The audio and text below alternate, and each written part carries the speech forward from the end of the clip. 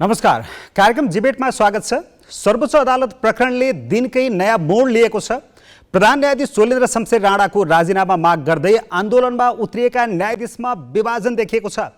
विभिन्न संवैधानिक आयोगका पदाधिकारीले अदालतमा न्याय सम्पादन प्रक्रिया अवरुद्ध पार्नु हुँदैन भन्दै प्रधान न्यायाधीशका पक्षमा विज्ञप्ति जारी गरेका छन्। आन्दोलनकै बीचमा बार र असन्तुष्ट न्यायाधीश समूह बीच बेग्लै वार्ता पनि भइरहेको छ। अब न्यायपालिकामा चर्किरहेको आन्दोलन कसरी अगाडि बढ्छ? संवैधानिक अङ्गका पदाधिकारीले अर्को संवैधानिक अङ्गमा देखिएको समस्याबारे बोल्न मिल्छ? आज यिनै विषयवस्तुहरूमा केन्द्रित रहेर कुराकानी गर्छौँ र कुराकानीका लागि हामीसँग हुनुहुन्छ वरिष्ठ अधिवक्ता कृष्ण प्रसाद भण्डारी। स्वागत छ यहाँलाई। म दुईटा कुरा सुरु गर्छु। पहिला सुरु के भन्छ नुनको खोजो, दोस्रो सत्य के हो। ठिक छ, म त्यो तपाईसँग बिस्तारै आउँछु। म प्रश्न गर्छु, त्यसको जवाफ तपाईँ दिँदै जानु होला। मैले सबभन्दा सुरुमा तपाईँलाई सोध्न मन लाग्यो, हाम्रा दर्शकहरूले पनि सोध्न र यो प्रश्नको उत्तर चाहनुहुन्छ। कति वर्षको हुनुभयो? म चाहिँ नि अहिले 95मा छु। तर कहिले कहिले मैले उमेर त्यसले भन्दाखेरि म तीनवटा उमेर भन्छु। आमाले जन्मायो 95 रियल रेज, बाबुले गल्ती गर्यो नागरिकताको हिसाबले 90 लेख्नुपर्छ, काममा अझ पनि 85। तीनवटा उमेर म आफूलाई भन्छु। अब खासमा तपाईँको उमेर त त्यसो भने त आमाले जन्माएकै उमेर, साँचो उमेर भयो। तपाईँ 95 वर्षको हुनुभयो। यो 95 को उमेरमा हरेक दिन सर्वोच्च अदालतमा पुगेर अहिले आन्दोलनमा सरिक भइरहँदा, नारा जुलुस गरिरहँदाखेरि गाह्रो हुँदो रहेनछ? होइन, कस्तो हुँदो रहेछ? मेरो केवल एउटा खुट्टा कमजोर छ, त्यो बिस्तारै अरू शरीर चाहिँ स्वस्थ छ, राम्रै छ, ठिकै छ, काम गर्दा कुनै बाधा छैन। ओके, अब यो सर्वोच्च अदालतको जुन विवादको प्रकरण छ, प्रधान न्यायाधीशको विवाद छ, यहाँनिर आज पछिल्लो पटक मात्रै एउटा नयाँ मोड देखा परेको छ। संवैधानिक अङ्गका विभिन्न संवैधानिक अङ्गका पदाधिकारीहरूले प्रधान न्यायाधीशको पक्षमा आज विज्ञप्ति जारी गर्नुभएको छ। सर्वोच्च अदालतमा यसरी विवाद नगर, आन्दोलन नगर, मुद्दाको फैसला गर्ने काम गर भनेर उहाँहरूले विज्ञप्ति निकाल्नुभयो। एउटा संवैधानिक अङ्गका पदाधिकारीले अर्को संवैधानिक अङ्गका समस्याका विषयमा यसरी बोल्न मिल्छ? अब हेर्नुहोस्, त्यही त्यसै भनौँ नि, नुनको सोझो सत्यको कुरा गऱ्यो नि। हामीले अदालत के हो? अदालत जाने धन पाउने कारखाना होइन। यो कुरा विषय गरी बुझिहाल्नुहोस्। अदालत भनेको जनतालाई न्याय दिने अदालत हो। न्यायको चाहिँ दुईवटा पाङ्ग्रा हुन्छन्। एउटा वकिल, कानुन व्यवसायी, अर्को पाङ्ग्रा हुन्छ तपाईँको न्यायाधीश। म अझ पनि मान्छेलाई के भन्छु भने कि वकिलको पाङ्ग्रा बलियो बनाउनुपर्छ। कि वकिल विद्वान भएन भने तपाईँले न्याय पाउन सक्नुहुन्न। जस्तो जग्गाको मुद्दा हदम्याद नागेर फिर्याद लेख्यो भने के हुन्छ? मुद्दा न्याय पाउँदैन। त्यसरी वकिल विद्वान हुनुपर्छ। अब प्रश्न चाहिँ वकिलको विद्वता केमा लागु हुन्छ? अदालतमा। अगर न्यायाधीश सक्षम छैनन् भने वकिलको विद्या पनि काम लागेन। किन त्यसैले हामी के छौँ कि अहिले बारको जुन सङ्घर्ष जो छ नि, हामी सशक्त छौँ, तर अदालत चाहिँ अपङ्ग भइसक्यो। अदालतको खुट्टा चाहिँ एउटा पाङ्ग्रा चाहिँ भाँचिसक्यो। त्यही भएर आजसम्म भन्छु, म उनीको मुखबाट भन्छु, उनीहरूकै मुखबाट तपाईँलाई भन्दैछु। धेरै पहिले कुरा त भन्छु, यो तपाईँको नयनबहादुरको टाइमको चाहिँ कुरामा त्यसलाई बताउँदैछु। नयनबहादुरले अञ्चल न्यायाधीशहरू नियुक्ति गर्दाखेरि त्यसबाट म लोकलको प्रोफेसर पनि थिएँ।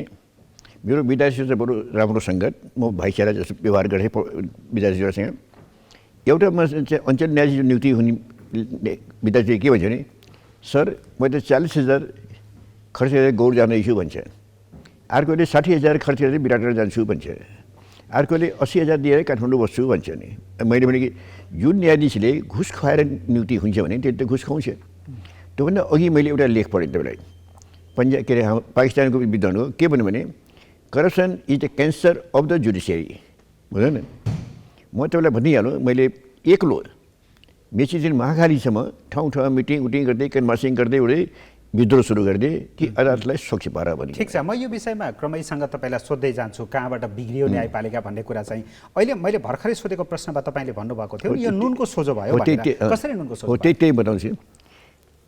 त्यो सङ्घर्षमा राजाले न्यायिक ईश्वरी राज मिश्रको न्यायिक आयोग खडा गरिदियो, जसले अदालतमा प्रसाद छ भनिदियो। विश्वनाथ उपाध्याय जब प्रधान न्यायाधीश हुनुभयो, उहाँसँग मेरो कुरा उहाँले के भन्नु कि 99% न्यायाधीश भ्रष्ट, 98% वकिल भ्रष्ट। त्यो पनि मैले चाहिँ नि एउटा अन्तर्राष्ट्रिय म्यागजिनमा मैले प्रधानमन्त्रीले भनेको कुरा त वाक्य ऊ हो, त्यो पनि मैले लेखेँ। तेस्रो तपाईँलाई भन्ने छु, रामकुमार शाहले एउटा मिटिङ गरे सबै न्यायाधीशलाई लिएर, के परिचय जारी गरे, अब उपरान्त हामी घुस खाने छैनौँ, अब उपरान्त हेर्नुहोस् है भन्दा त्यो उपरान्त न्यायाधीशले घुस खाए। आज यी आयोगका मान्छेहरू उसलाई ज्ञान छ, खास मानव अधिकार मानव अधिकार भन्नु के हो, सबभन्दा ठुलो अधिकार भनेको न्याय हो। मैले भन्ने कुरा छु, संसारमा न्याय पाइयो भने कुनै पनि अधिकार चाहिने। आज न्याय मानव अधिकारको बसोस् के जनताले न्याय पाएको छ त बताइदिनु त। त्यसैले हामी केमा सङ्घर्ष गर्छौँ, हामी केमा सङ्घर्ष भइरहेको छौँ कि जनताका लागि न्याय र चाहिँ के अरे सक्षम व्यक्तिको हातमा न्याय, हाम्रो अहिले चाहिँ नारा त्यही छ। ठिक छ, अब यो अरू संवैधानिक जो अङ्गहरू छन् यसका पदाधिकारीहरूले सर्वोच्च अदालतमा देखिएको विवादका विषयमा यस्तो होइन यसो हो, यसो होइन यसो गर भनेर भन्न मिल्छ? यो संविधानले दिन्छ? त्यो मिल्दैन, उनीहरूको अधिकार छैन। जस्तो कि मैले मानव अधिकार भने मानव अधिकारको नाम के हो, मानव अधिकारको रक्षा गर्नु। के रक्षा गर्यो? न्याय दियो जनतालाई, न्याय गरेर बोल्नु पनि कि भन्नुहोस् सत्य, सत्य न्याय र सत्य भने नि मैले नियमको सत्य भने सत्य के हो? के गरिबले न्याय पाएको छ? अहिले त तपाईँले मैले भने नि उदाहरण दिएँ नि, गरिबले न्याय पाएको छैन, खर्चिलो चाहिँ न्याय भइसकेको छ। मैले त्यो उदाहरण दिएँ नि, स्वयं विश्वनाथ उपाध्यायले भनेका छन्, विभिन्न न्यायाधीशले भ्रष्टाचार छ भनेर छन्। अहिले पनि यही हाम्रो चोलेन्द्र राणाले एउटा चाहिँ हरिकृष्ण कार्कीको आयोग खडा गर्नुभयो। किन खडा गर्नुभयो? किन न्यायालयमा त खराबी रहेछ। ठिक छ, त्यसो भए यो पदाधिकारीहरू किन बोले यसरी? यो विषयमा बोल्न नमिल्ने विषयमा किन? त्यसो भने नुनको सोझो अधिकार होइन, देखाइदिनु अधिकार। कुन चाहिँ नुनको सोझो भयो? नुनको सोझो हुँदाखेरि त्यसलाई चाहिँ ओलीले नियुक्ति गर्यो। ओली चाहिँ राणाको समर्थनमा छन्, तपाईँलाई भनिहाल्नु पर्ने समर्थन, त्यसैले चाहिँ यिनीहरू मिलुवा हुन्। मिलुवा फेरि त्यो पनि एउटा कुरा अझ घट्टा बनाउँछु। जब विश्वनाथजी भनेको चाहिँ मेरो श्रीमतीको दाजु पनि हो, तपाईँलाई भनिहाल्नु, जो उहाँले संविधान बनाउँदाखेरि उहाँले न्याय परिषदको गठन बनाउनु हो, संविधान परिषदको गठनको कुरा गर्नुभयो। त्यसमा प्रधान न्यायाधीशलाई पनि राख्नुभयो।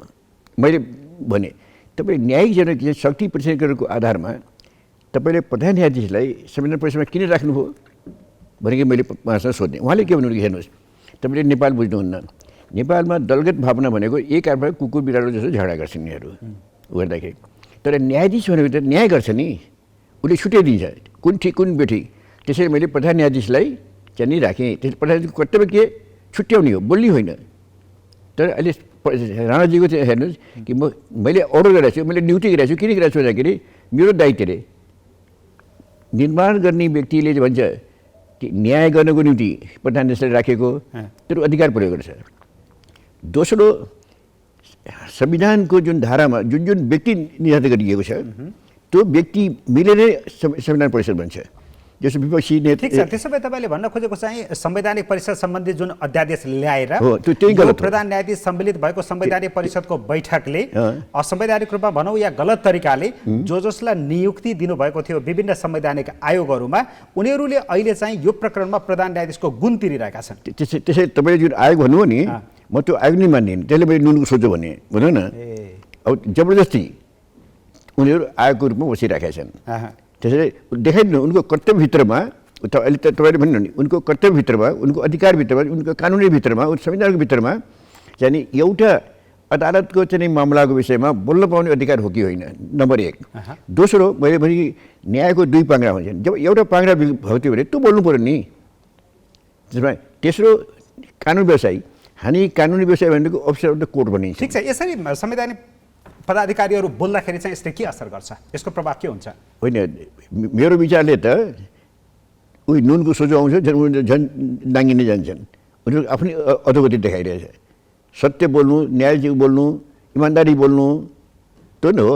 त्यसैले म ती संवैधानिक अङ्गहरू पनि झन् भुत्ते हुँदै जान्छ। त्यसैले म तपाईँबाट जुन अध्यक्ष हुनुहुन्छ उहाँले सोध्छु, तपाईँ इमान्दार हुनुहुन्छ, तपाईँ न्यायाधीश हुनुहुन्छ, के न्यायाधीशमा भरोसा छैन?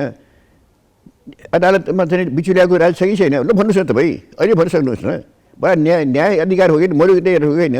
सत्य बोल्नुहोस्। त्यसैले सत्य बोल्नुहोस्। के सत्य उहाँले बोल्नुभयो? दोस्रो, उहाँहरूको नियुक्तिमा चाहिँ सेटिङ रहेछ भन्ने पनि पुष्टि भयो अहिले। अब सेटिङको कुरा पनि तपाईँ सुनाउँछ है। हाम्रो ओलीजीले के भन्नु भने न्यायाधीशले सेटिङ गरिकन मलाई परमादेश जारी गर्यो। उहाँको भनाइ ठाउँ ठाउँ सेटिङ गरेर न्यायाधीश गर्यो। सेटिङ कसले गर्यो? राणाले गर्यो होइन? सेटिङ त राणाले हो। आज मैले चाहिँ नि हाम्रो बार एसोसिएसनको कोषाध्यक्षको पनि इन्टरभ्यू देखेँ। उहाँले के भन्ने अदालतले चाहिँ उत्प्रेषणको रिट गरे बदर गर्नुपर्ने थियो, तर परमादेश जारी गर्यो त्यो गलत हो भनिकन उहाँले आफ्नो भन्दा त विघटन त गलत रहेछ। उत्प्रेषण जाने उहाँकै पार्टीको मान्छे हो नि, दुध खरेड पोखरेल भनेको त उहाँले पनि भन्नु नि। सेटिङ भनिकन सेटिङ भनेको भने के मुख्य दोषीको सेटिङ गर्ने राणा। ओलीले राणालाई चाहिँ अज्ञ भनेको भने ल भन्दैछ तपाईँ नि भन्नुहोस्। र परमादेश किन परमादेश भन्दाखेरि परमादेश किन भएको जारी भयो त बडा फैसला पर्यो तपाईँ बहुमतको सदस्य समेत लिएर।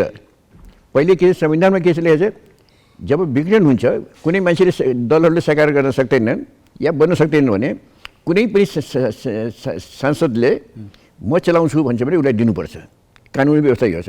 तर यहाँ त के भने कि मेजोरिटी सङ्ख्या लिएर उहाँहरू जानुभयो, दावा गर्नुभयो। कुनै एउटा व्यक्तिले माग्यो भने त्यसरी अदालतले के भनिदियो, एक त मेजोरिटी सङ्ख्या लिएर त्यहाँ गएको छ, दोस्रो कि कसरी पनि दावा गर्न सक्छ, त्यसरी परमादेश जारी गरिदियो।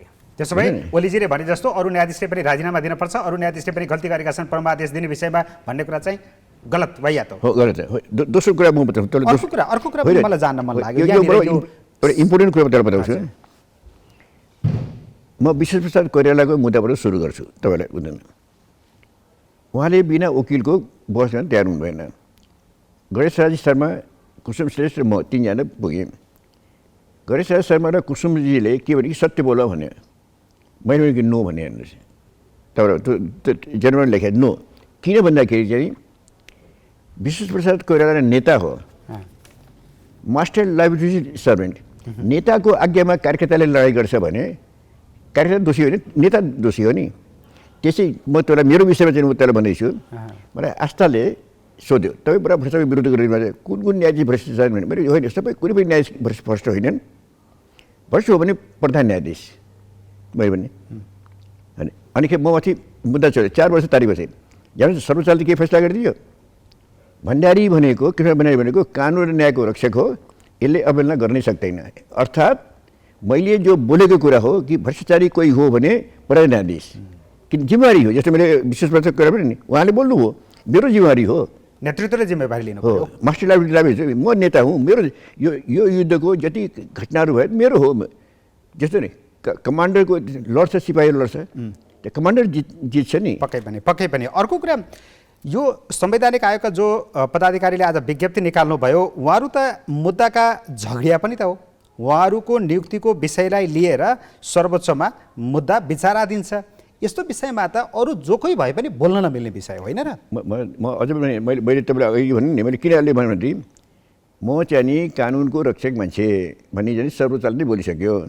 म फेरि भन्दैछु कि कानुनको रक्षकले जब जाने उनको नियुक्ति नै गलत छ, उनको वैधानिक छैन भने त्यो बोलेर के फाइदा भयो? बोलेर के महत्त्व राख्छ र? उनको कुनै महत्त्वै छैन नि गर्दाखेरि। भनेपछि यो संवैधानिक निकायहरूको चरम दुरुपयोग पनि भयो। त्यसैले मैले नुनको सोझो गरेँ भने चाहिँ भनेको संवैधानिक निकायको पनि चरम दुरुपयोग हो। आफ्नो कर्तव्य चाहिँ गर्नु छैन होइन। मैले भने वकिल त कानुन बमोजिम हो नि। वकिल फेरि के वकिलले अहिले किन लागेको रहेछ भने न्यायमा फसाएको छ, बिचुलिया छ, राज छ भन्ने अर्को पैया बिग्रियो। म त न्याय दिलाउने मान्छे हो नि। जब मेरो अर्को पैया बिग्रिन्छ मेरो गाडी हिँड्छ।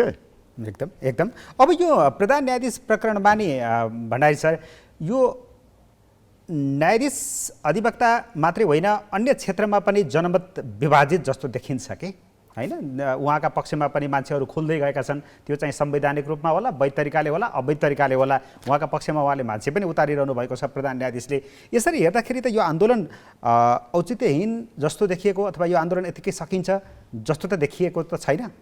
तपाईँ एउटा कुरा कुनै पनि जब प्रजातन्त्रमा संस्था जो हुन्छ नि संस्थाले नै प्रतिनिधित्व गर्दछ। जब नेपाल बार, सुप्रिम कोर्ट बार, अहिले इकाइ बार हामीले त्यसै गरेको छैन। शम्भु थापा लगायतका चाहिँ एउटा चाहिँ स्वच्छ न्यायको निम्ति एउटा चाहिँ अभियान चलाए। म पनि त्यो अभियानमा छु बुझ्नु न। हामीले जिल्लाभरिका मान्छेहरूसँग सोध्यौँ सबैले के भन्नु कि जबसम्म तिमीले चाहिँ ह्योरेन्द्र राणालाई हटाउँदैनौ तिमी न्याय पाउन सक्दैनौ। त्यो पनि भन्यो। त्यत्रो ठुलो आन्दोलन चल्यो। बाह्रले पनि त्यही चलायो। जब सारा आयोग सारा कानुन बजी, किनभने हामी वकिल भनेको त कानुन बजीको बोली हो नि। हाम्रो बोली त कानुन हो नि।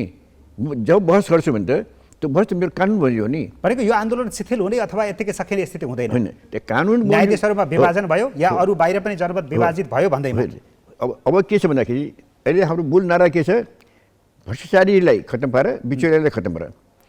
अब जुन बिचौलियाले आज भ्रष्टाचारीले धन खाइरहेका छ, बिचौलियाले धन कमाइरहेका छ, उनीहरू बिचौलिया त आउने स्वाभाविक हो नि। फेरि हाम्रो नारा के छ? खबरदार, हामी अगर चाहिँ हामी न्यायको नाममा तिमीमाथि पनि मुद्दा चलाउँछौँ, छटपटी छ।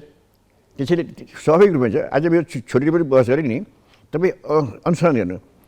जति एक्टिभ जिल्लाका वकिल, बारका वकिल जो रात दिन बहस गरिरहेका छन्, अहिले 98% त्यस्ता वकिलहरू चाहिँ अहिले आन्दोलनमा छन्। गएर हेर्नु, जो मान्छे चाहिँ खालि लाइसेन्स लिएका छन्, व्यापार गर्छन्, हिँड्छन्, घुस खुवाउँदै हिँड्छन्, ठग्दै हिँड्छन्, तिनले विरोध गर्यो भन्दैमा त बाध्य दुई टुक्रो हुँदैन नि। मूल त के हाम्रो संस्था हो, संस्थाको अधीनमा छौँ। फेरि त्यसो कुरा तर अझै पनि बताउँछु म, हामीहरूले त्यहाँनिर बरु तयारी छौँ, बरु 2 वर्ष 3 वर्ष लगाएर तयार छौँ। मैले भने न्यायको दुई पाङ्ग्रा, एउटा वकिल, अर्को न्याय। हाम्रो वकिलको कानुन बमोजिमको चाहिँ संस्था भनेको कानुन व्यवसाय परिषद छ। त्यसले एउटा प्रतिवेदन तयार गरिसकेको छ। कसरी वकिललाई ठिक पार्ने भने, कसरी बिचौलियालाई ठिक पार्ने, कसरी दलाल वकिललाई चाहिँ ठिक पार्ने भने प्रतिवेदन तयार गरिसकेको छ। कसरी ठिक पार्ने रहेछ? कसरी ठिक पार्ने रहेछ? किनभने वकिलमा पनि जुन विचलन छ नि, वकिल पनि बिचौलिया भएको छन्, वकिल पनि विचलन छन्। वकिललाई चाहिँ जस्तो कि अहिले म के भन्छु, आजकल वकिल 4 पासेमा गएछ। किन हामीले 4 पासेलाई हटाउनलाई बडो मिहिनेत गऱ्यौँ। अहिले जति विद्वान वकिलहरू छन् नि, ती आज ल कलेजमा छन्, कुनै संस्थाको चाहिँ एडभाइजर भएका छन्। लिटिगेन्ट लयर्स आर बेस्ट लयर्स। किन विद्वानले त लिटिगेन्ट पनि न्याय दिलाउँछ नि। एउटा प्रतिष्ठानमा चाहिँ हाकिम भएर त न्याय हुँदैन नि। आज सम्पूर्ण विद्वान वकिलहरू अन्तर्गत गएका छन्। जो काम नपाउने मान्छेहरू धेरै जसो वकिल भएर आइरहेको छ, काम छैन वकिल भइरहेको छ। त्यस्ता काम नपाउने वकिलहरूले बोलेको शब्द कुनै मर्यादा छ त्यसो छैन। वकिलहरू बिचौलिया चाहिँ कसरी हुँदो रहेछन्? तपाईँलाई अघि पनि मैले भने नि, विश्वनाथजीले 98% जाने वकिल भ्रष्ट भनेको आचरण भ्रष्ट, खालि पैसा मात्रै हुँदैन। बिचौलिया भनेको के भन्छ कि वकिलको डाइरेक्टली क्वेसन छ भन्दाखेरि आजकल के बस्छ, झगडिया कसका जान्छ, जसले के भन्छ सेटिङ मिलाएको न्यायसँग छ। हेर्नु सेटिङ कस्तो छ त अलिक हेर्नु न तपाईँहरू। सेटिङ वकिलहरूले कहीँ बिचौलिया वकिलहरूले या बदमास वकिलहरूले प्रहरीमा चाहिँ नि सँग सेटिङ छ, उनीहरूलाई कमिसन दिन्छन् तपाईँलाई प्रहरीमा। जस्तो अहिले ज्यादा से तपाईँ कट्ने मुद्दा छ, मानिस बेच्ने छ, प्रहरी बेच्ने छ। दोस्रो सरकारी वकिलसँग पनि पैसा दिन्छन्, कमिसन दिन्छन् ती वकिलहरू, बुझ्यो न। र न्यायाधीशलाई पनि घुस खुवाउँछन् र सिधै भन्छन् मेरो फिस 1,50,000 न्यायाधीशलाई खुवाउनुपर्छ, 50,000 मेरो भने ती बिचौलिया होइनन्। उनीहरूले न्यायाधीशलाई चाहिँ कसरी खुवाउँछन्? प्रत्यक्ष भेटेर खुवाउँछन् या के माध्यम हुन्छ? हेर्नुहोस्, यी न्यायाधीशले कसरी घुस खुवाउँछन् भन्दाखेरि तपाईँलाई भन्नु नि, यिनीहरूको डाइरेक्ट सम्बन्ध हुन्छ। अब तपाईँ न्यायाधीश हुनुभयो, म एउटा वकिल छु, सँगसँगै बसेर रक्सी पनि खान्छौँ नि हामी, होइन? त्यही हो, सब मिल्नुभएको छ। तर मिल्ने त होइन, न्यायाधीशले त्यसरी बसेर न्यायाधीशहरूले आफ्नो आचरण देखाउन त नमिल्ने हो। नमिल्ने हो, तर खान्छन्, पत्ता लगाउनुहोस्। एकै ठाउँ बसेर रक्सी पनि खान्छन् हो। अनि यति मात्रै होइन, मैले कस्तो छ भन्दाखेरि जस्तो म बिलायत गएँ नि, मैले बोधेलाई भन्ने श्रीमतीलाई पठाउँछु रक्सी लिएर न्यायाधीश कहाँ, यसरी मिल्नुभएको छ। होइन, बिलायतबाट मेरो लोग्ने आयो, त्यसरी हजुरलाई प्रेजेन्ट भनिकन रक्सी खुवाउन जान्छन्। प्रधान न्यायाधीशसँग पनि त्यसै गरेर पैसा पुग्छ। एउटा व्यक्ति नहुनु, सबैमा यसरी बिचौलियाहरूको पैदा यसरी पैदा हुन्छ। कुनै पनि तपाईँ सिधै जानुहोस्, झगडियालाई पनि यति विश्वास छ के भने वकिलले मुद्दा जिताउन सक्दैन, झगडिया कहीँ पनि जानु। त्यसैले उसले झगडियाले कुन खोज्छ, जसले घुस खुवाउन सक्छ, त्यसो न्यायसँग सम्बन्ध छ। त्यसैले ती बिचौलियाहरूले खट्ट न्यायसँग घुस खान्छन्, आफू पनि धनिक हुन्छन्। अब ती धनिक भएको मान्छेले त अहिले छटपटी छ। जस्तो टाइफाइडमा एड्रेनर भन्छन्, त्यसै यिनलाई चाहिँ 2-4टा कुरा बोल्नुमा के बोल्ने, हामीले के भन्ने बाबा, हामीले यो भने जनतालाई न्याय देऊ, न्याय छ कि छैन ल भन त, ओके ओके अब यो प्रधान न्यायाधीश अहिलेको चोलेन्द्र शमशेर राणा हुनुहुन्छ, उहाँले चाहिँ के गल्ती गर्नुभयो? तपाईँ त वरिष्ठतम अधिवक्ता, 1 2 3 4 गरेर उहाँले यो गल्ती गरेका हुनाले उहाँले निस्केर जानै पर्छ र अदालतलाई निकास दिनै पर्छ भन्ने चाहिँ तपाईँको मुखबाट सुनौ न। सबभन्दा महत्त्वपूर्ण मैले भन्ने गरिरहेको छु कि पहिले राणा अज्ञ मान्छे छ, अज्ञ। किन? ऊ ऐन कानुन न्याय बुझ्दैन। एउटा फैसला उहाँले लेख्यो, एउटा फैसला देखाइदिनुहोस् मलाई जो कि उत्तम होस्। हारजित त गर्नुहुन्छ बुझ्छ नि, फैसला लेख्न पनि जान्नुहुन्न, तर जान्नुहुन्न। एउटा फैसला देखाइदिनु, फैसला लेख्न जान्नुहुन्न। अञ्चल अदालतदेखि जतिसम्म उहाँले लेख्नु भएको छ नि, एउटा फैसला बडो राम्रो लेख्नुभएको छ भने मलाई देखाइदिनुहोस्। जसमा गोपाल पराजुलीको बडो प्रशंसा गर्छु। उहाँको बारेमा मान्छेले भन्छन् कुराहरू, तर तपाईँ गोपाल पराजुलीको फैसला उल्टाएर 97% फैसलाहरू अति उत्तम।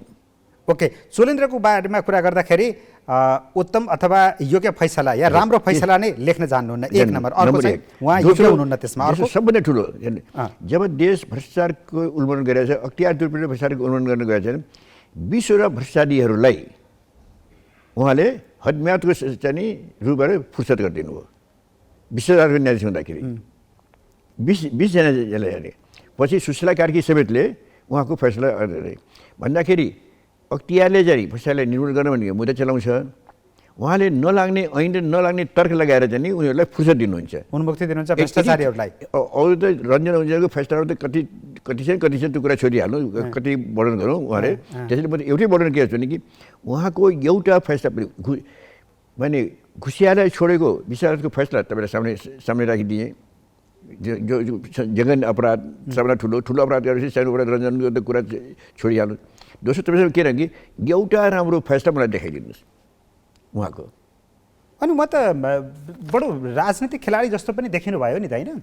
म संवैधानिक प्रक्रियाबाट आएको हुँ, मलाई हटाउँछौ भने संवैधानिक प्रक्रियाबाट हटाऊ, आफ्नो पक्षमा नारा जुलुससम्म गराउन सक्ने भनेको त यो नैतिकता, इमान, जमान, होइन? सबभन्दा बढी त नैतिकताको होला नि। यति धेरै प्रश्न उठेपछि ल ठिकै छ, मेरो बारेमा प्रश्न उठ्यो, म छोडिदिन्छु भन्दा पनि टसमस नगरिकन सक्छौ भने आऊ मलाई संवैधानिक रूपमै हटाऊ भनेको त एउटा राजनीतिक खेलाडी जस्तो पनि देखिनु भयो। म तपाईँसँग एउटा कुरा भन्न चाहन्छु। राणा शाहीको टाइममा मोहन शमशेर कुन कानुन र के अरे मोहन शमशेर पन्जाबमा त पाएको छ, कुन संविधान र कानुनले त्यहाँदेखि हट्यो? किन? जनताको विद्रोहको आधारबाट उनी हटे, मोहन शमशेर हटे। जनताको अधिकार के भन्छ, राइट टु रिबेल भन्छौँ हामी, जनता होइन? त्यसै किसिमबाट मोहन शमशेरको कुरा बताइदिएँ। हुँदा तपाईँले ज्ञान सरकारलाई कुरा गर्नु, के ज्ञान सरकारलाई हटाउने कुनै कानुन छ? देखाइदिन्छ। तर जनताको आवाजलाई स्वीकार गरेर उहाँले राजीनामा गर्नुभयो। ज्ञान सरकार राजा जस्तो मान्छेले स्वीकार गरे। अहिलेको संविधानमा के हुन्छ भने कि जनता सोभरेन, जस्तो सोभरेन ज्ञानेश्वरलाई त जनताको आवाज सुनेर राजीनामा गरे सोभरेनले। यहाँ त सोभरेन जनता हो, जनताले भनिरहेको छ, नम्बर 1। दोस्रो कि अर्को पाङ्ग्रा के भनिरहेछ, दुहाई गइरहेछ, यो पाङ्ग्रा भत्कियो, यसलाई बनाऊ। अनि अर्को न्यायाधीश, प्रधान न्यायाधीश बन्दैमा त्यो पाङ्ग्रा चाहिँ ठिकठाक हुन्छ त? चोलेन्द्रजीले राजीनामा दिँदैमा सर्वोच्च अदालतमा शुद्धिकरण हुन्छ, न्यायपालिका शुद्धिकरण हुन्छ? त्यो प्रश्न चाहिँ अहिले बिचुराहरूले को उठाइरहेका छन्। मैले अघि भने नि, हामीले चाहिँ सुधारका बाटाहरूको घर तयार गरिसकेका छौँ। 2-2.5 वर्ष तयार भएर जस्तो भन्यो कि 2 पाङ्ग्रा भनौँ न भने हामी पनि बिचुलिया छन्, हामीमा पनि इमान्दारिता छैन, हाम्रो पनि अध्ययन छैन। त्यसैले हाम्रो चाहिँ कानुनी अधिकार प्राप्त संस्थाको कानुन व्यवसाय परिषद हो, उसले सबै प्रतिवेदन तयार छ। के काम गर्ने, कसरी मर्यादा बनाउने, कसरी न्याय दिलाउने, वकिलले कसरी ठिक पार्ने, कसरी विद्वान बनाउने, कसरी मर्यादा बनाउने, सब हाम्रो तयार छ। न्यायाधीशलाई कसरी ठिक पार्ने? अब आउने न्यायाधीशहरूमा पनि त के विश्वास भएर उहाँ पनि दलका भागभण्डाबाट कोटाबाट आउनु भएको छ, प्रधान न्यायाधीश बन्नु होला, फेरि अर्को बबन्डर मचाउनु होला। त्यो पनि बताउँछु। हाम्रो भनाइ छ नि। त्यसैले हामी वकिल आफ्नो घर तयार गरिसकेका छौँ। आफूलाई सुधार्नको निम्ति हामीले आफ्नो घर अब न्यायाधीशहरूलाई कसरी सुधार्ने? अब सुधारलाई अनि हामीले आफूलाई सुधार्छ भने हामीले राणाको प्रशस्त चाकरी गऱ्यौँ। हाम्रो नेताहरूले, हाम्रो 1200 अध्यक्षहरूले खुब चाकरी गरे। अब न्याय सुधार्नु कुरामा चाहिँ उहाँ भन्नुहुन्छ, गर्छु भन्नुहुन्छ, गरौँ होइन। अन्तमा के गर्नु भने जब हाम्रो प्रतिवेदन तयार भइसकेपछि त त्यसले हो कि जसले अनि हरिकृष्ण कार्कीको आयोग गठन गर्नुभयो टु एभोइड मैले नियुक्ति गरिदिइहालेँ नि। किन के सोच्नु कि हरिकृष्ण कार्की त भर्खर वकिल हो, यसको त बुद्धि नै हुँदैन, यसको त अनुभव नै हुँदैन भनिकन उस फेरि हरिकृष्ण कार्कीको चाहिँ प्रतिशत धेरै छ यो पनि भनिहालौँ हुँदैन। उहाँहरूले अध्यक्षमा गर्नुभयो। त्यसमा उहाँले गल्ती गर्नुभयो कि ठिक गर्नुभयो, बार एसोसिएसनको अध्यक्षलाई पनि आयोगमा राख्नुभयो, सबैजना राख्नुभयो। अब बार एसोसिएसनको त सबै अनुभवी छन्, विद्वान छन्, फेरि बार एसोसिएसनको नेटवर्किङ छ उनीहरूको, कुन कुन खराबी छ के छ। त्यसैले वास्तविक गर्नु छ नि सर्वजातको अध्यक्ष, बार एसोसिएसनको अध्यक्ष र हरिकृष्ण कार्कीको संयुक्त मेहनतबाट नै यो प्रतिवेदन तयार भयो। उहाँले नै हामी के भन्दैछ भने कि जस्तो मैले भने कि कानुन व्यवसायिक परिषदले प्रतिवेदन तयार गरेछ, हामीले थन्काएर राखेका छौँ, त्यही अनुसार हामी काम गर्न तयार छौँ, हामी तयार छौँ काम गर्नलाई त्यो प्रतिवेदन अनुसार। त्यसै उहाँले नै गठन गरेको हरिकृष्ण कार्कीको प्रतिवेदनलाई हामी यही भन्छौँ नि, किन चाहिँ यो प्रतिवेदन मानिदेऊ न, प्रतिवेदन कारवाही गरेर भन्ने हात जोडेन। मान्दैमा चाहिँ सही न्यायहरू आउँछन्, निष्पक्ष न्याय गर्ने न्याय दिने न्यायाधीशहरू आउँछन्, तर न्याय परिषदको संरचना त त्यही हो। त्यहाँ सदस्यहरूले चयन गर्ने व्यक्तिहरू त त्यसै गरेर छिर्ने हो, त्यहाँ आफ्ना छिर्ने हो, राम्रा भन्दा पनि आफ्ना मान्छे छिर्ने हो। हेर अहिले जुन त्यो हामीले जुन घर तयार गरेको भनेछौँ नि, वकिलको घर तयार छ भने आयोगले त्यो पनि तयार छ, हाम्रो सिस्टमेटिक हुन्छ। अलिकन खुलाइदिनुहोस् न, यो न्यायाधीश नियुक्तिको प्रक्रियामा अब बदल्नुपर्छ, केही चेन्ज ल्याउनुपर्छ कि यही बाटोबाटै आएर भित्र सुधार गर्ने हो? हेर्नुहोस्, म फेरि तपाईँ एउटा कुरा भन्नु, मैले चाहिँ नि तपाईँको 2टा न्यायाधीश नियुक्ति गरेँ बुझ्नु न, एउटा अवधेश कुमारलाई, अर्को सुष्ठा कार्कीलाई। तपाईँ नियुक्ति गर्नुभयो? मैले अनुरोध गरेर नियुक्ति गराएको, मेरो त्यो नियुक्ति गराउन मेरो ठुलो हात छ बुझ्नु न। वकिलले मेरो धेरै ठुलो हात छ, 2टाको मैले कुरा नि। मैले अझै पनि दावा गर्छु अवधेशले घुस खायो कि खाएन देखाइदिनुहोस्, सुशीला कार्कीले घुस खायो कि देखाइदिनुहोस् भन्दाखेरि म त चिन्दैछु नि मान्छे। यस्तै म मात्रै होइन, अहिले हाम्रो नेताहरू सबैले चिन्दैछन् कुन कुन न्यायाधीश ठिक हो कुन बेठिक हो बुझ्नु न। म त आधिकारिक मान्छे होइन नि, म न्यायाधीश सदस्य। सही मान्छेलाई लैजानु पर्यो, सही मान्छेलाई लैजानु पर्यो, आफ्नै मान्छे भए पनि त्यो मान्छेले भित्र गइसकेपछि चाहिँ इमानमा बस्नु पर्यो। अब अर्को कुरा म भन्दैछु तपाईँलाई, मेरा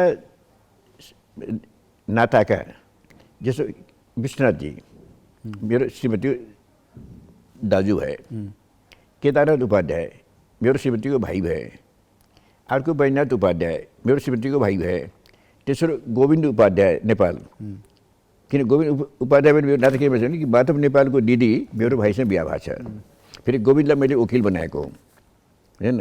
यी 4वटा मेरा चाहिँ जेठान सालाहरूले घुस नखाने देखाइदिनुहोस्, कुनै पनि जनासँग बोल्नुहोस्, अरूले किन घुस खान्छ। अब प्रधान न्यायाधीशले हरिकृष्ण कार्की लगायतका प्रतिवेदनहरू त कार्यान्वयन गर्छु भन्नुभएको छ नि त, त्योभन्दा पनि किन नमानिरहेको होला? कहिले भन्नुभयो उहाँले?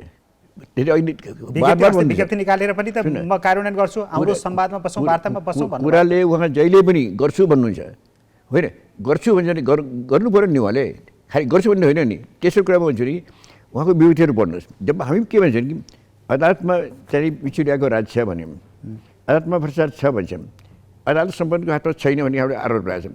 कुनै पनि भन्छ नि मैले बिचुलियालाई यसरी खत्तम पार्छु, अदालतलाई यसरी भ्रष्टाचार निर्मूल गर्छु, उहाँको विभूति बनाइछ देखाइदिन्छ मलाई? होइन, गोला प्रथाबाट जान्छु, अरू कुरा जे प्रतिवेदनले भनेको छ त्यो नियम चाहिँ लागू गर्छु, गोला प्रथा पनि ठुलो के निष्कर्षहरूमा म जान्छु भन्नुभएको छ। गोला प्रथाले त खालि सेटिङलाई रोक्छ बुझ्नु न, न्यायले रोक्दैन। न्याय त सक्षमको हातमा जान्छ, प्रश्न जान्छ, सक्षम न्यायाधीशको हातमा जान्छ न्याय त। त्यसैले हामी के छौँ कि हामी सक्षम न्यायाधीशलाई चिन्दछौँ बुझ्नु न, र फेरि हामी सक्षम न्यायाधीशलाई पनि ठिक पार्न सक्छौँ। यो पनि भनेको गोला प्रथा ठिकै बेठिक होइन। गोला प्रथाले त एउटै सेटिङ के हुन्छ के छ भन्दाखेरि, अब जसो अहिले 4-5जना देखाउनु चाहिँ उहाँले नियुक्ति गरेका मान्छे नुनको सोझो पनि तपाईँलाई भने नि। अब तपाईँलाई फेरि एउटा बरु सेक्रेट कुरा म बताउँछु बुझ्नु न। एउटा मुद्दा चाहिँ नि हाम्रो राणाजीले बोकेको मुद्दा। कुन चाहिँ मुद्दा? नाम नभन्नु बुझ्नु न, मुद्दा लिडिङ केसले नाम भन्नु ठिक हुँदैन बुझ्नु न। अच्छा, त्यो मुद्दा चाहिँ आफ्नो सिटिङवाला न्यायाधीशको जिम्मा लगाउनु भयो। त्यो सिटिङवाला न्यायाधीशले त्यसलाई एभोइड गरिदियो। र मलाई के भने भेटमा के भन्नु भने, भण्डारीजी घुस खाने अरू बदनाम हुने म, अहिले पनि जुन सब मिलेका छ नि, जो सिटिङका न्यायाधीशले पनि अहिले आन्दोलन किन उत्रे भन्दाखेरि त फिलिङ यही हो, घुस खाने राणा, न्याय गर्ने जाने, न्याय गर्नुपर्ने र बदनाम सुन्नुपर्ने उनका सेटिङका जजहरू। ठिक छ, गोला प्रथाबाट चाहिँ सेटिङको कुरा रोकिन्छ हो। भनिरहँदाखेरि तपाईँले भन्न खोजेको चाहिँ अब आउने अर्को राम्रो प्रधान न्यायाधीशले त सक्षम न्यायाधीशका पोल्टामा त्यो खालको उसलाई रिलेट गर्ने मुद्दा मात्रै पार्नु नै राम्रो हुने होला नि त, त्यो चाहिँ रोकिन्छ भन्न खोज्दै हुनुहुन्छ। दोस्रो के छ भने घुस जो हुन्छ नि सर्वोच्च जो घुस हो डाइरेक्टली यो त मैले भन्ने अदालतमा घुस त छ, सर्वोच्च घुस त छ, यो सबैले मानेको पनि छन्। रामप्रसाद पोखरेलदेखि लिएर मानसिंहदेखि अहिले मोहन सिंहदेखि सबैले मानिरहेका छन्। घुसको सुरुवात हुन्छ प्रधान न्यायाधीशबाट। त्यसैले हामी चाहिँ न्याय के भनेका छौँ भ्रष्टाचारलाई, किन उसलाई घुस खुवाइदियो भने उसले आफ्नो सेटिङको न्यायाधीश नियुक्ति गरिदिन्छ ऊ गर्दाखेरि। त्यसैले गोला प्रथाले के गर्छ, उसले घुस खान पाउँदैन, किनकि त्यसो भए गोला प्रथा चाहिँ ठिक हो। गोला प्रथा कसमा पर्छ ठेगान हुँदैन, फेरि झडियाले पैसा दिँदैन, किनभने जस्तो आनन्द मोहन नै लिनुहोस्। हस्, अब अलिकति अगाडि जान्छु म। यो न्यायाधीशहरूमा पनि विभाजन देखियो, के भयो न्यायाधीशहरूमा पनि विभाजन देखियो। त तपाईँले पनि देख्नु भएको छ, अस्तिसम्म एकै ठाउँमा भएका न्यायाधीशहरूमध्ये 5 जना न्यायाधीश चाहिँ अरू मुद्दा पनि हेर्ने भनेर अन्ततिर लाग्नुभयो, प्रधान न्यायाधीशको पक्षमा लागे जस्तो देखिएको छ। यसले के असर गर्छ, अथवा उहाँहरू किन जानुभयो त? हेर्नु, तपाईँले भारतको 4 वटा जजले विद्रोह गरे। किन विद्रोह गरे भन्दाखेरि अनि अयोग्य न्यायाधीशहरूको चाहिँ के जो अयोग्य प्रधान न्यायाधीश हुन्छ नि त्यसले के चाहन्छ भन्दाखेरि योग्य फैसला नहोस्। किन अरू न्यायाधीश योग्य भइदियो त मिटिगेट हुन्छ, जस्तो मैले झरेको फैसला हेरेर भनिदिएँ। अनि उसले के गर्यो भारतको प्रधान न्यायाधीशले भने राम्रो राम्रो मुद्दाहरू आफ्नो मान्छेको न्यायाधीशले हाले, यी 4 जनालाई दिएन, उनीहरूले विद्रोह गरिदिए, बुझ्दैन गर्दाखेरि आखिर न्यायाधीशले विद्रोह गर्दो रहेछ नि। यस्तै किसिमबाट यहाँ चाहिँ किन हाम्रो जति असल न्यायाधीशहरू छन् नि, जस्तो कार्की धेरै राम्रो वकिल छन्, यिनीहरू घुस खानेको हामीलाई थाहा छैन, हेर्नुहोस् बुझ्दैन, बरु राम्रो छ नि हाम्रो चाहिँ भनेको अहिले चाहिँ जो 5 जनाहरू हुनुहुन्छ उहाँहरूले घुस खानुहुन्छ भन्दा खोज्दै हुनुहुन्छ है। अहिले जो 5 जना विरोध गरेर अर्को पक्षमा जानुभयो। अब घुस खाने मैले भने कि घुस कसरी खान्छ भने प्रधान न्यायाधीशले खान्छ। त्यसैले मैले बोलेँ नि, मैले घुस्याएको भनेर प्रधान न्यायाधीश मैले भने नि, किनभने जबसम्म प्रधान न्यायाधीशलाई घुस खुवाउनुहुन्न भने। ओके, तपाईँले भनिसक्नुभयो। यो उहाँहरू चाहिँ अरू न्यायाधीशलाई छोडेर अर्को किताबमा किन जानुभयो बाँकी 5 जना न्यायाधीश? दुईवटा कारण, किनभने मैले तपाईँले एउटा कारण मैले भनिहालेँ नि, घुस खाने एउटा फैसला गर्ने तपाईँले बदनाम त भयो, त बदनाम त बच्नु पऱ्यो, तपाईँ पनि दिल त हुन्छ नि, म पनि बदनामी बच्छु भन। तर भयो दोस्रो के हुन्छ भन्दाखेरि चाहिँ नि अहिले जनताको बिचमा न्यायाधीशहरू अति अपमानित छन्, अति अपमानित छन्। दोस्रो अब वकिल पनि छन्, तपाईँलाई भन्दैछु होइन। अब जहाँ गयो भने जनताको बिचमा अपमानित छ, हुन्छ न त घुसिया न्यायाधीश चाहिँ भन्छन्, नातागोता पनि छन् नि उनका। घरमा गयो अपमानित होइन, जनतामा गयो अपमानित। जस्तो मैले भन्न खोजेको के थिएँ भने अस्तिसम्म प्रधान न्यायाधीश बाहेकका न्यायाधीशहरू सबै एकै ठाउँ हुनुहुन्थ्यो होइन, सबै एकै ठाउँ हुनुहुन्थ्यो। त्यो मध्ये चाहिँ हिजोबाट 5 जना न्यायाधीशहरू चाहिँ अब बन्दी प्रत्यक्षीकरणका मुद्दा मात्रै होइन अरू पनि मुद्दा हेर्छौँ भनेर जानु पनि उता, उहाँहरू ठिक गर्नुभयो होइन। अब कहाँ कहाँ दबाब पऱ्यो भने भन्नु बिचरा त बडा बलियो हुन्छ नि, प्रधान बलियो हुन्छ नि, अहिले देखिहाल्नु चाहिँ हामी मात्रै एउटा अडेका छौँ। उहाँले ठिक गर्नुभयो कि गर्नु भएन? ठिक गर्नु भएन। उहाँले चाहिँ गठबन्धन जो हो नि तोड्नु हुँदैन थियो। किन तोड्नु भयो होला? अब त्यही हो माने नुनको सोचो।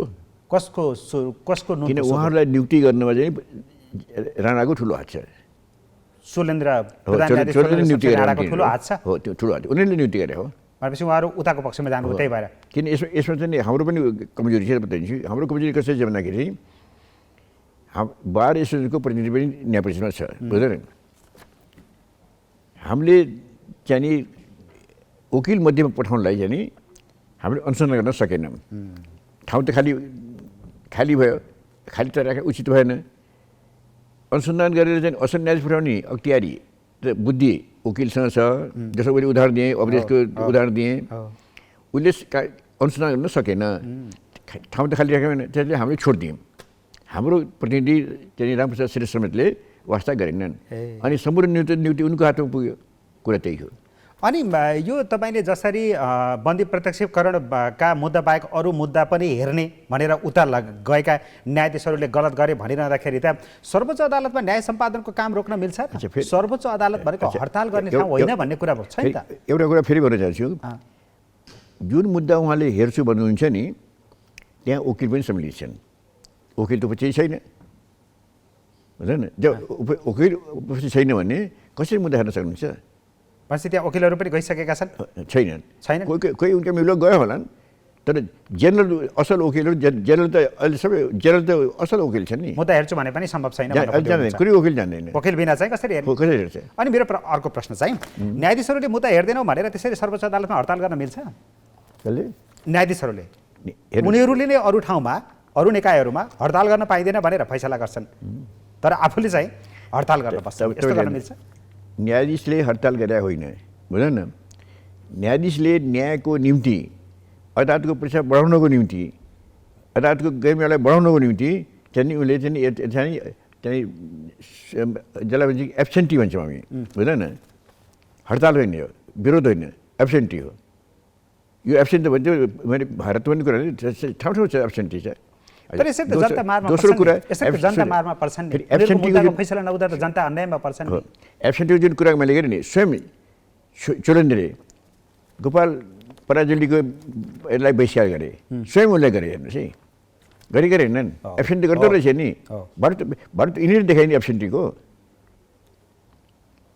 जोशीजीको पनि घटना हेर्नु हेर्नुहोस् न, भारत यिनीहरू गरे नि। आफूले गरेको ठिक रे, अरूले गरेर बेठी त हुँदैन नि। अनि चाहिँ जनताले भनेको कुरा चाहिँ सही होइन? जनताले आफ्नो मुद्दाको फैसला गरिदेऊ चाँडै, हामीलाई यसरी अन्यायमा नपाएर भन्न चाहिँ जनताले नपाउने? त्यो चाहिँ नि पाउँछ। अनि त्यसरी हडताल गरिदिनु भएन त अरू विकल्प होलान्, अरू माध्यमबाट भए पनि असन्तुष्टि जनाउन सक्नुहुन्छ होला न्यायाधीशहरूले? भने कुनै पनि मुद्दालयले झडियाले मलाई फैसला गरिदेऊ भन्छ भने त्यो गरेमा हामीलाई कुनै आपत्ति छैन। हामीले भन्नु पनि रोक्नु पनि सक्दैनौँ, किन उसको खुसीको कुरा हो। तर हामी त लडिरहेको छौँ, जनताले न्याय पाउँदैन, त्यो जनता ठगिन्छ, अन्जान छ जनता। इजलास बसे पनि पछि तोकिए पनि चाहिँ जनताले न्याय नपाउने स्थिति आयो, त्यस कारणले जनताले न्याय पाउने गरेर आन्दोलन टुङ्गाउनु पर्यो भन्दै हुनुहुन्छ? तपाईँले मलाई त्यहाँ नियुक्ति गर्नुभयो, तपाईँको मुद्दा पेसी, तपाईँ इच्छा होला पेसी गर्नलाई, तर बुद्धि चाहिँ मेरो छ नि, तपाईँले न्याय त पाउनु भएन। अब न्यायाधीशहरूको बिचमा चाहिँ फुलकोटको बैठक बस्ने, नियमावली संशोधन गर्ने अनि गोला प्रथाबाट जाने कुरा हुन्छ भने चाहिँ अब मुद्दा पनि हेर्ने भन्ने कुरा आएको छ। यो त ठिकै होला नि, होइन? हेर्नुहोस्, मैले गोला प्रथालाई चाहिँ मैले भने नि, गोला प्रथाको एउटै ग्यारेन्टी के हुन्छ भने कि घुस खुवाउने माध्यम चाहिँ बन्द हुन्छ। ठिक छ, त्यो त अगाडि भनिसक्नु भयो। अब न्यायाधीशहरूले जुन बाटो तय गर्न खोज्दै हुनुहुन्छ त्यो सङ्केत गरिरहनु भएको छ, फुलकोटको बैठक बस्ने, नियमावली संशोधन गर्ने र गोला प्रथाबाट जाने भनेर त्यो बाटो तय गर्न खोज्दै हुनुहुन्छ, त्यो ठिक छैन। तर हामी त खालि गोला प्रथा मात्रै छैन, हामी त हरिकृष्ण कार्कीको प्रचोदना लागू गर, जहाँ कि बिचौलियाहरू नै प्रथम स्थान छ। तर यो पनि ओरिजिनल पार्ट हो। अब चाहिँ संवैधानिक प्रक्रियाबाट आएकोले संवैधानिक प्रक्रियाबाट हटाऊ भनेर प्रधान न्यायाधीशले चेतावनी दिइरहँदाखेरि अथवा त्यसरी घुर्की लाएर पदमा बसिरहँदाखेरि दलहरू जसले संवैधानिक प्रक्रियाबाट उसलाई हटाउन सक्छन् उनीहरू चाहिँ मौन बसिरहनुको कारण चाहिँ के पाउनुभयो तपाईँले? उनीहरू त चुपचाप छन् नि दलहरू। हेर्नु, उनीहरू पनि भ्रममा छन्। म किन भ्रममा छ भन्दाखेरि शक्ति प्रतिनिधिको नारा लगाएको छन्। तपाईँ एउटै कुरा, जब कि सरकारले तपाईँकै हिसाबले सरकारले चाहिँ केही बोलिरहेको छैन, तर आयोगले बोलिरहेको छ। सरकारले चाहिँ के शक्ति प्रतिनिधिको आधार लिएर चाहिँ नबोल्ने भन्ने निर्णय गरे, तर त्यो गलत हो। किन संविधानले के भन्छ, न्याय भनेको पर्मानेन्ट राइट हो जनताको। सरकारको पनि न्याय दिलाउने काम हो, बोल्नुपर्ने थियो। हामी त्यही भन्ने बोल्नुपर्ने थियो, बुझ्दैन? तर शक्ति प्रतिनिधिको नारा लगाएर यिनीहरू बोलिरहेको छैन। यो चाहिँ तर्कसङ्गत छैन। छैन, न्यायसँग छैन, संविधानसँग छैन, उसले बोल्नुपर्छ। अनि किन बोलिरहेका छैनन् त नि दलहरू? त्यो उसको अज्ञानता हो कि त्यहाँ पनि सेटिङ हो? अज्ञानता र त्यो मसँग कतै बोधको पनि ज्ञान भएन। सेटिङ त छैन अथवा प्रधान न्यायाधीशसँगको त्यस्तो खालको लेनदेन त छैन नि दलहरू? होइन, त्यो भित्री कुराहरू पनि केही छन्। जस्तो के छन् तपाईँले लागेको देखेको भन्न मिल्ने कुरा के छ? भित्री कुरा चाहिँ बोल्दाखेरि बडा मुस्किल हुन्छ, हेर्नुहोस् है, बुझ्दैन? अलिअलि बोल्न मिल्ने भनिदिनुहोस्। बुझ्दैन? जस्तो कसैलाई भित्री कुरा छ, कसैलाई डर पनि छ, तपाईँलाई भनिहाल्नु। डर के छ भन्दाखेरि अब त तपाईँले त बोल्न सक्नुहुन्छ, डर पनि भएन, होइन? तपाईँले भनेको सबैले विश्वास गर्ने पनि हुन्छ। माधव नेपालकोमा पनि मुद्दा परेको छ, हो, ललिता निवास प्रकरणमा बाबुरामको पनि मुद्दा परेको छ, विजय गच्छदार पनि त्यतै मुसिनु भएको छ। डराएका छन्, हेर्नुहोस्, बुझ्दैन? त्यसले चुप छन्। अनि अग्नि सापकोटा सभामुखजीको पनि मुद्दा छ त्यता। सापकोटाको मुद्दा छ, सापकोटा त डराउने कुरा भएन, सडक त लडिरहेकै छ नि। तर यिनीलाई उ छ नि, किन अनि उहाँहरू डराउनु पर्ने कारण के छ? त्यो खतरा हुन्छ र उहाँबाट? यो हाम्रो प्रधान न्यायाधीश नि बडो इबीवाला छ मान्छे, आफ्नो सेटिङमा मिलाएर उसलाई हराउन सक्छ। सेटिङको न्यायाधीश छन् नि, हराउन सक्छ नि, त्यसले पनि चुप लागेका छन् डरले।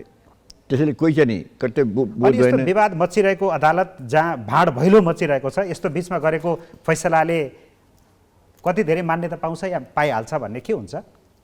हेर्नु, मेरो विचारले त के भन्छ, जबसम्म वकिल हुँदैन, वकिलको दुईवटा पक्ष हुन्छ नि, जो न्यायाधीशमा न्याय गर्छु जो भन्छ नि, त्यो गर्न पाउँदैन। वकिलको अनुपस्थितिमा न्याय गर्न पाइँदैन। फेरि म अमेरिका एउटा केस, तपाईँलाई मोबाको केस बताउँछु। मोबाले चोरी मुद्दामा सर्वोच्चसम्मले निर्णय गर्यो, न्यू ट्रायल भन्ने भयो। किन न्यू ट्रायल भयो? उसले वकिल पाएन, हुन्छ नि, वकिल त बाटो देखाउँछ नि, बिना वकिलको कसरी न्यायाधीश गर्छन् तिनीहरूले? म मुद्दा हेर्छु भने पाइन्छ।